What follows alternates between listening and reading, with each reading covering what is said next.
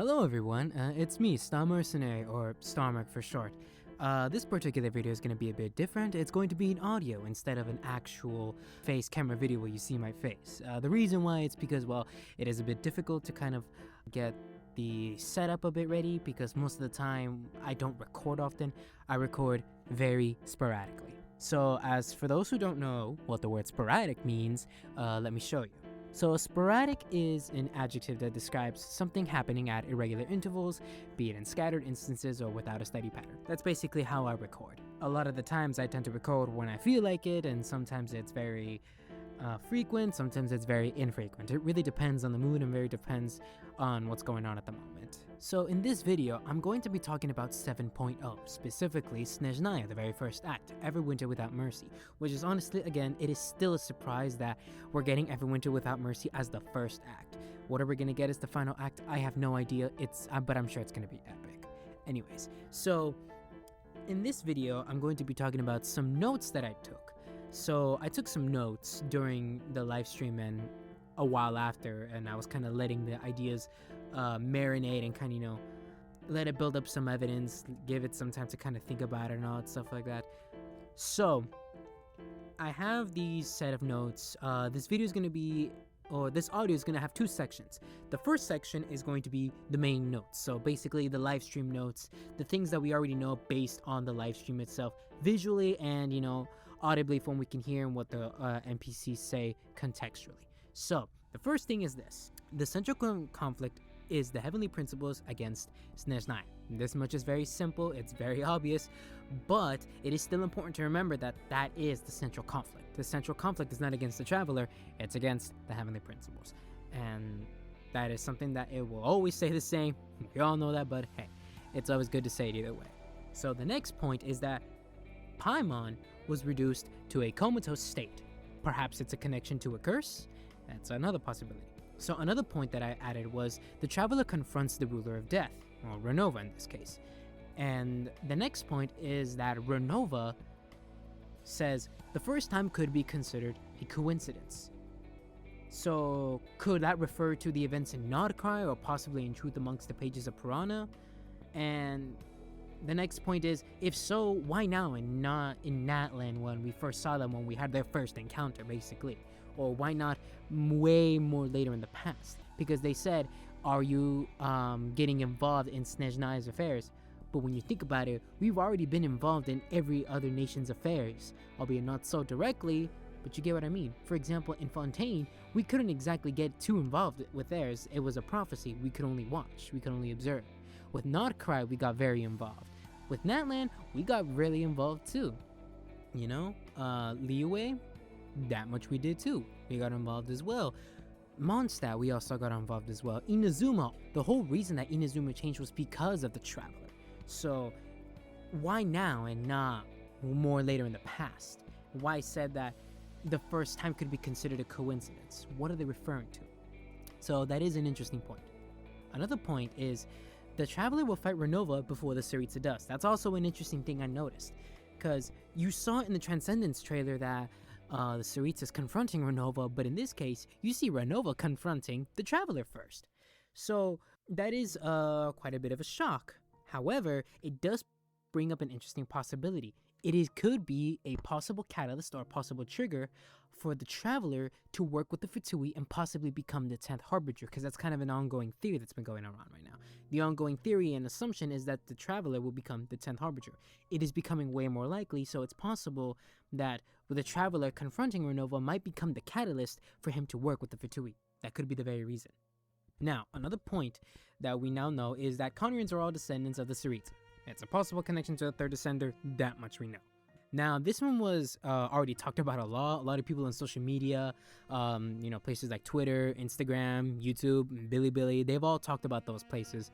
All of those places already talked about this topic in depth and quite a lot on what they thought. It is a shock, and it definitely changes everything to an extraordinary level. It is incredible.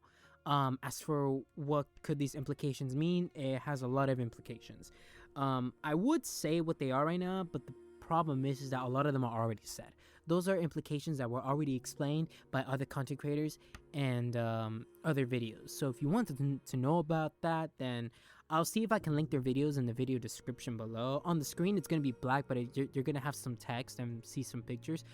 But on the screen, you'll probably see a list of the videos or of the content creators that I know of that have talked about this. So keep in mind. So another point that I added was that the people of Snezhnaya are reduced to a comatose state like Paimon. Maybe this only affects those with Irminsul's influence. And I also added in the parentheses that I will have to revisit this since Irminsul itself has been destroyed. It's now Aru for sure. I mean, now Aru is the new spirit tree. It's now the new Irminsul. However, how come, the Traveler is not the only one who is unaffected, but yet, Paimon, who normally was unaffected by just about everything, all of a sudden now is. Or the people of Snezhnaya is all affected, but yet the Traveler is not. Or it almost looks like he was affected, but however, he might have a very high resistance to this kind of effect, to this kind of, I wouldn't say curse, but rather this placement of the status, this kind of, if I were to put it in other terms, it's kind of like this debuff. He has a very high resistance to that debuff, if you were to put it like that. So, another point that I added was, it's quite a short one, but again, it's just as important. Project Studio will continue. So, other content creators have already said it about it before. Murder Birds is another good one. Brown Online, I've also talked about it, how Project Studio will continue, and so on and so forth. So, this next section, we're going to be talking about the 7.0 inference notes. This is another section of notes that I have. Now, here's an important thing. Before we start talking about this, all of this information is in-game info only. All of these inferences, and all of the information that I gathered was mostly in-game. It was almost all of it was in-game. There was a bit of research on some part, or at least some form of speculation on my end, but the majority of it comes from in-game sources. So, a lot of it actually funny enough, a lot of this comes from Byakuya Koku, from the Byakuya Koku collection. So, here we go. So the first inference note that I added was this. The Byakuya Koku collection, volume 5 and question 6 for the riddles, the sequel to the riddle. After doing the math to get to 14 billion years, I found out that it was past generation 6, but before generation 7. So, 7 generations, 7 archons, 7 elements, 7 sun children, 7 chapters, 7 dragon sovereigns. It's possible, there's possible connections, there has to be connections, but I will have to revisit much more later in the version. Once the version is released, I will have to revisit this point, very likely. So, the next point was, because the 7th generation is 118 billion, which is the number that I ended up doing after doing the math for the riddles for the question 6, to get to 14 billion, you would need to eliminate 104 billion people. So, this is a possible connection to Conryo's cataclysm and all of the Celestial Nail's victims over the course of history. However, with one of the major exceptions being long gone. The people of the chasm who moved to Chenyu Vale, or Liyue. So, another inference note that I added was, for Viships to develop cryo, they had to lower the temperature. Once mature, their children developed seeds, or draconic versions of a vision, perhaps, and used the cryo element, and would have high predilection to sleep. This is an important connection, since the nation of Snezhnaya froze over, you lowered the temperature. And because of the involvement with the ruler of death, many people fell asleep due to this involvement. A higher predilection to sleep, or a higher preference to sleep. I will revisit later after the version is released and after I've done the Archon Quest. So after I've done the Archon Quest, I will record another video in this format and basically talk about either confirming or disproving any of the notes and inferences that I had. The next note that I have is going to be a very important one. So here we go. This is going to be, I wouldn't say it's like groundbreaking, but it has a lot of parallels that I've noticed. So the note says this. The Lethe Lotus caused all who looked at it to forget their troubles. A captain and his crew came across a tribe who ate it. Some of the crew stayed, the rest resisted temptation, saying that life is a boundless ocean of suffering. We are only searching for the way home. Now, this passage comes from the book of Before Sun and Moon, specifically the Parable of the Lotus. So the next point said that the lotus caused memory loss of their suffering, like how the ruler of death removed the memories of the Tsaritsa of her child and her husband. So the temptation was, false comfort. The ship captain wasn't exactly avoiding the sea. They simply wanted to go home. The Tsaritsa parallels that. Her way of resisting is by fighting against the ruler of death. And the Tsaritsa wants to grieve, metaphorically speaking, but yet she needs to head home by having her memories complete, meaning that she wishes to have her right to grieve, to feel the pain and to feel the love that she had that was removed from her by Renova. And that way she can head home. So the next point is that she wanted to face reality to its fullest and still move forward and reach her goal. That's why she rejects that lotus. That's why she rejects that false comfort. To head home and not to be stuck in the stasis of numbness, but instead to be alive, to feel love, and to give love. There's also an interesting parallel about this.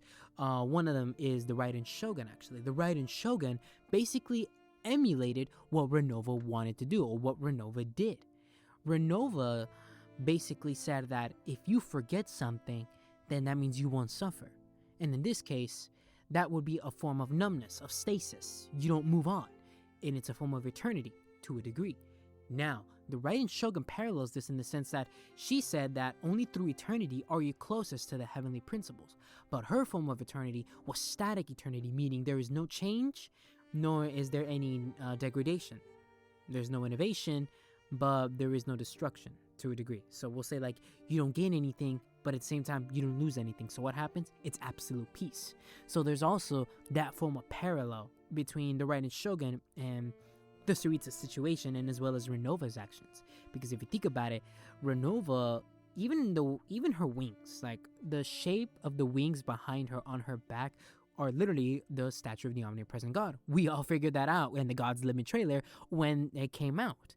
And so when you realize that this form of static eternity is something that Renova herself is of her own personal belief. Her personal belief is that lotus. She is the one who's giving that lotus. If you forget your troubles, you'll be in peace. You'll be in absolute peace. And this reminds me of the quote on the Travail in the Travail teaser. She has no love left for her people, nor do they have any left for her. It's not hatred, but neither is it love. It's numbness from having your troubles forgotten.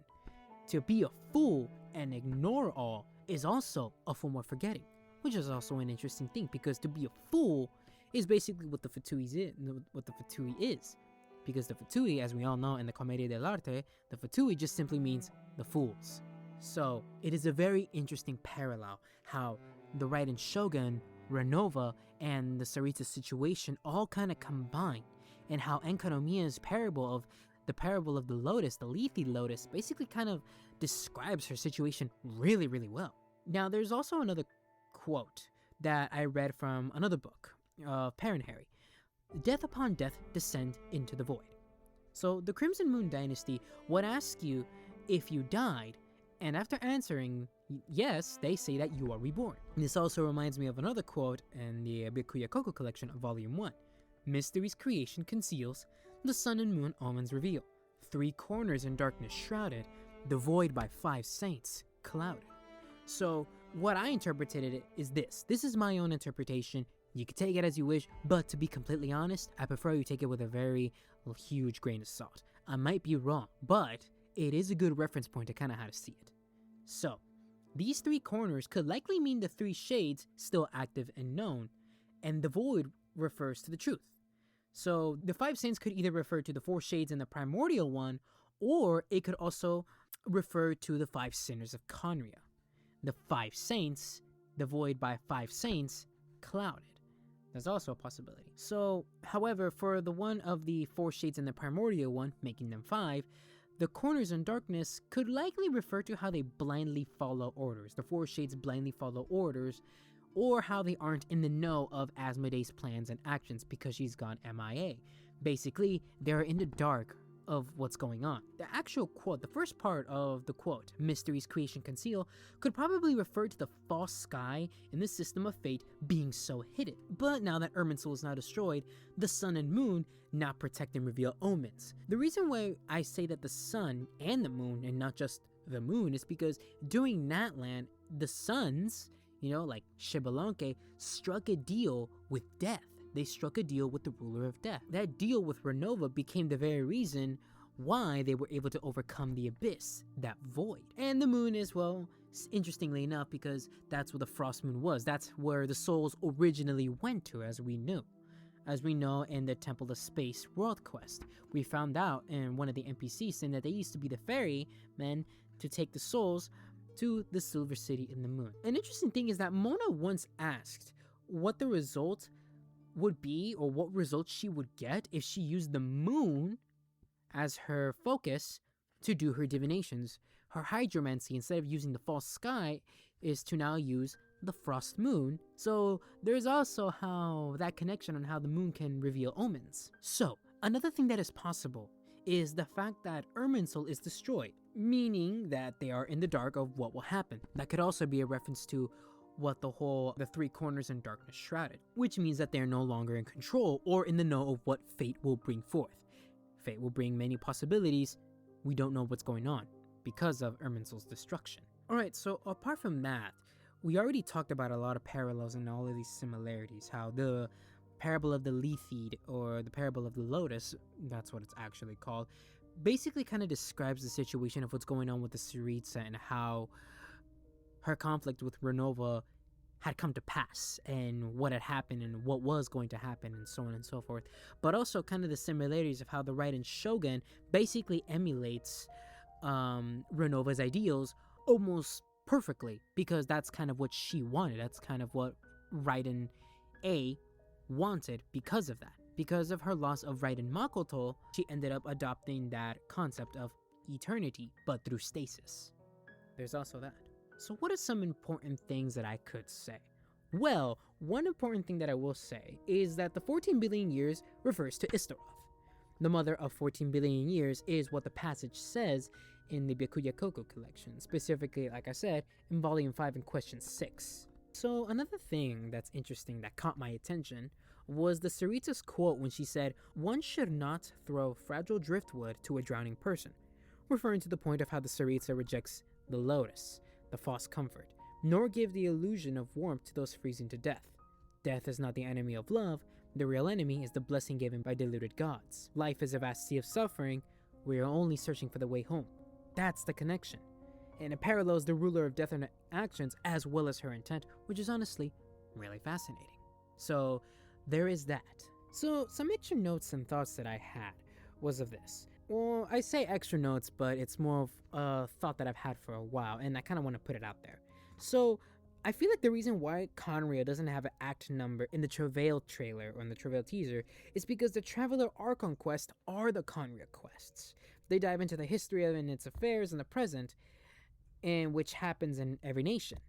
And hence why there is no act number, because it is apparent and present in every nation over the years as the game went on. I mean, with the We Will Be Reunited, A Space and Time for You, Bedtime Story, those Traveler Archon quests are the Conria quests.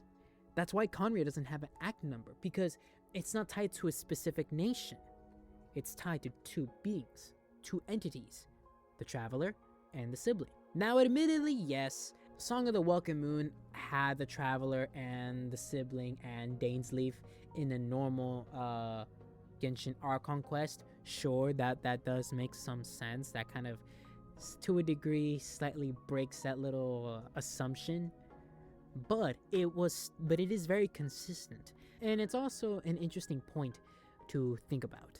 That is something that I've wanted to say for a while, and I've had it in my mind for some time, for sure.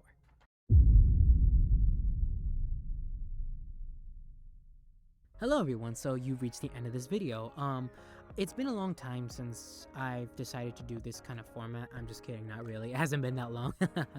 But the reason why I decided to record, and the reason why I've been recording a bit pretty often is, well, you know, I haven't been busy in my personal life as of lately, so I've been kind of taking advantage to kind of, you know, do some scripts or even just take some notes and kind of talk about it, which, like I just did in this video.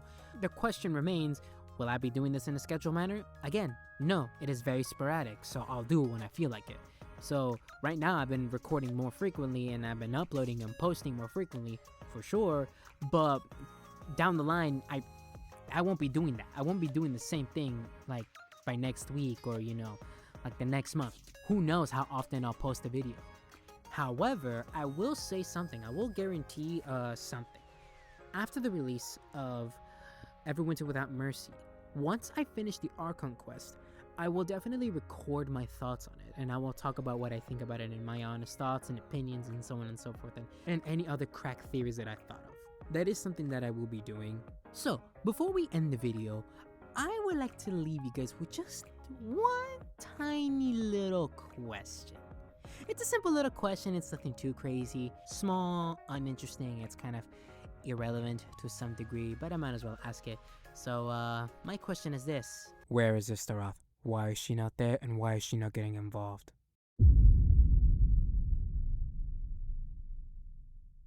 If you guys liked the video, hit the like button, comment, and maybe subscribe if you guys feel interested in watching more of my content. But just know that I am only doing it for the fun. Thank you guys so much for watching, and I hope you guys enjoy the Genshin Impact 7.0 Everwinter Without Mercy Archon quest. This is going to be so fun. I'm so excited how it's going to turn out, and I can't wait to see how the cutscenes have turned out. And alright everyone, bye.